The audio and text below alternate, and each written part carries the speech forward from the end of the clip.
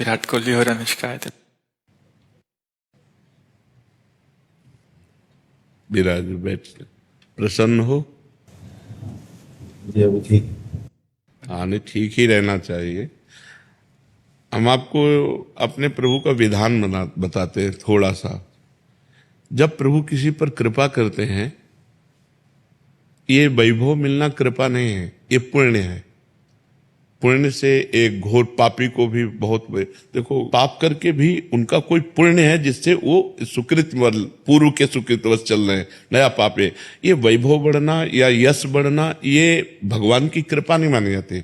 भगवान की कृपा मानी जाती है अंदर का चिंतन बदलना, जिससे आपके अनंत जन्मों के संस्कार भस्म होकर और अगला जो है वो बड़ा उत्तम होगा। अंदर के चिंतन से होता है, बाहर से कुछ नहीं होता। मात्र अंदर का चिंतन। अच्छा, अंदर का चिंतन हम लोगों का स्वभाव बन गया बहिर्मुखी।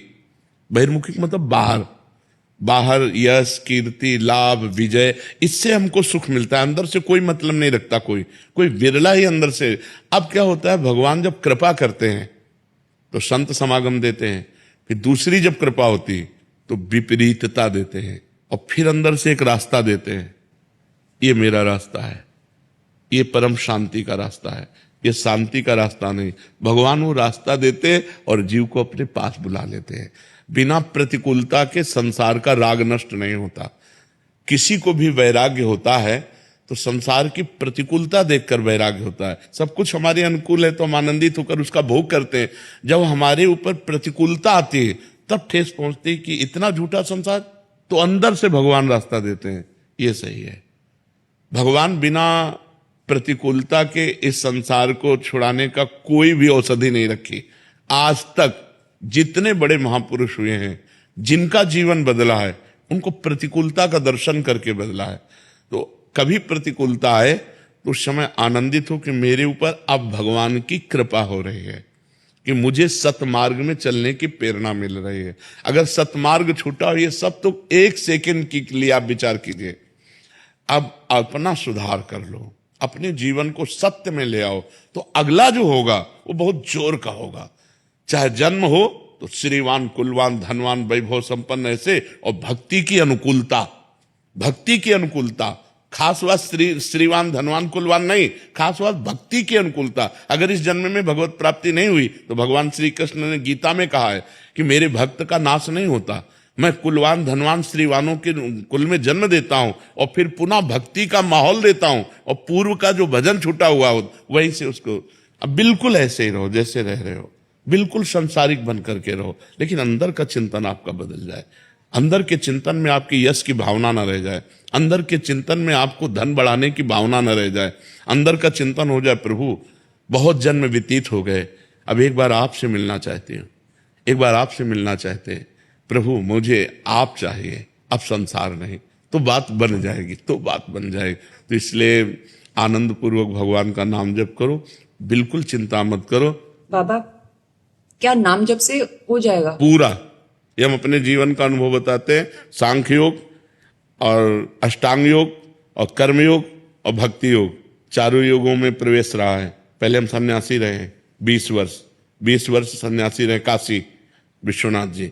तो हम सांख्य योग, अष्टांग योग, जो अष्टांग योग है ना, अष्टांग योग कर्म योग, इन तीनों को अच्छी प्रकार जान करके और फिर भक्ति योग में आए हैं। स्वयं भगवान शंकर से बढ़कर कोई ज्ञानी तो नहीं ना, सनकादि से बढ़कर कोई ज्ञानी नहीं। वो हरिशरणम सनकादि हर समय जपते रहते हैं। भगवान शिव राम राम राम राम राम राम जपते रहते हैं। हम वृंदावनवासी प्रिया प्रीतम के उपासी, तो जो राम में राह है वही राह है, जो धा है ये रस देने वाली वस्तु है।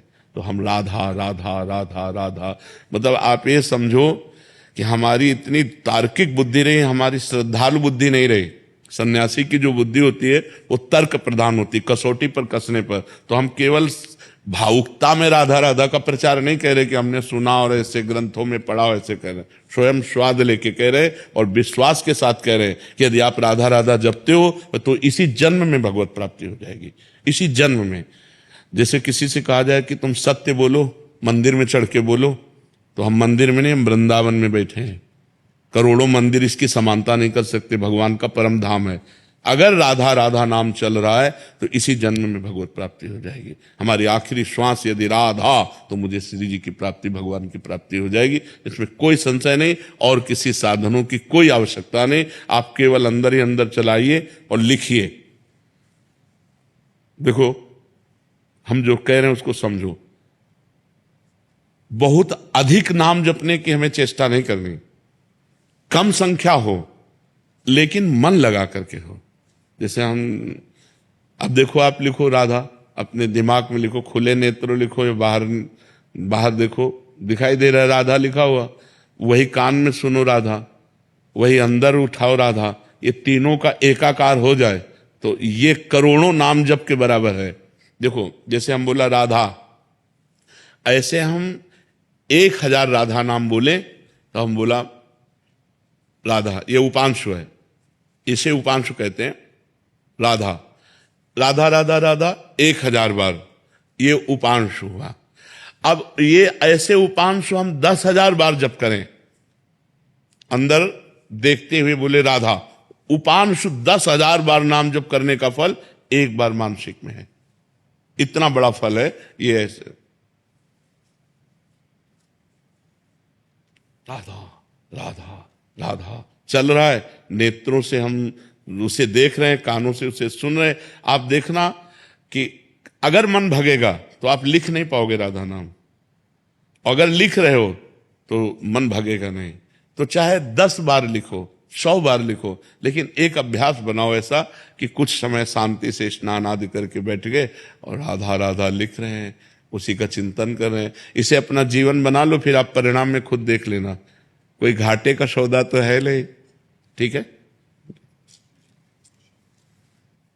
ये सखी को दे दे, ठाकुर शिव जी की है।